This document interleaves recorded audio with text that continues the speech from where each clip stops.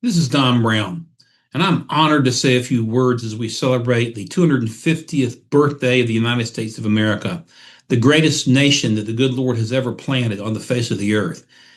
And as we come upon this glorious birthday, it is incumbent for all of us to be grateful to live in a nation that, despite all of the flaws and shortcomings in the political battles that we have, is still the freest nation on earth. You know, we talk about the World War II generation as being the greatest generation, and that is so true in many ways. Well, I'll tell you, there's also another greatest generation just as great, and that is the generation of the American Revolution.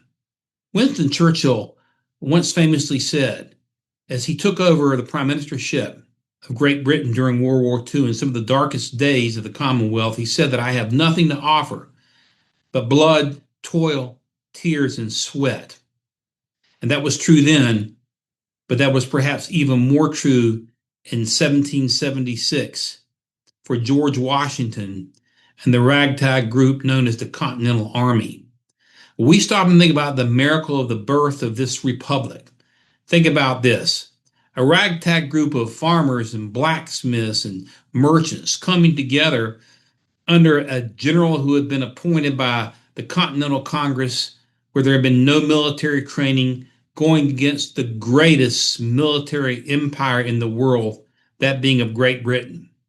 If you stop and think about the early days of that war, you'll consider and remember and understand what a miracle this nation is. When Braddock came in to New York Harbor, Washington did everything he could, but at the very beginning, after the Revolution, the British had taken New York. They had then taken Philadelphia. The American army was on the run and about to be decimated. In the cold winter of 1776, on Christmas night, George Washington tried one of the most daring maneuvers in military history with the brave and stealth move across the Delaware River in the middle of the night with freezing ice and snow falling all around him. They attacked Hessian soldiers. These were German mercenaries, some of the most vicious fighters in the world, hired by the British to finish us off. And that victory in and of itself was a turning point that may have saved our republic. Washington was just a few weeks away, in fact, by the end of the year, of basically the enlistment contracts expiring for members of his army. But that victory there in New Jersey allowed the general somehow, some way, to persuade men to stay in the army, and they fought and fought and fought some more. And these are the shoulders on which our great republic is now built. You know, they said that John Adams was educated at Harvard. Our third president, Thomas Jefferson, educated at William and Mary. George Washington had no formal educational training. He was educated by war. And for those of us today, as we remember this great man, understand that it wasn't school learning or education or anything else that made him great.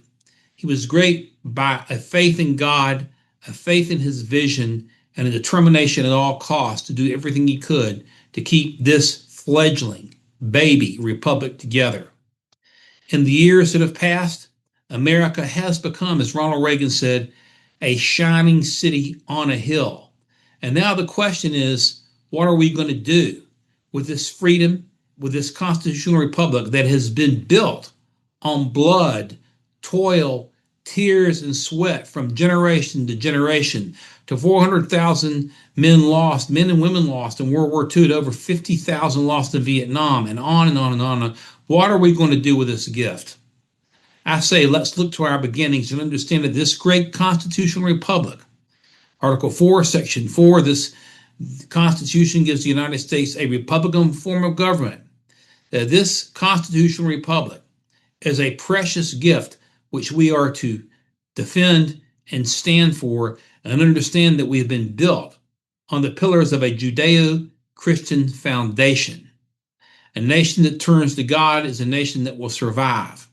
Let us turn to our Judeo-Christian roots and pray again for revival in this nation, for a return to the spirit of 76, for a love of freedom, for a love of patriotism, and a renewed love for the greatest nation ever to be placed on the face of the earth, the United States of America.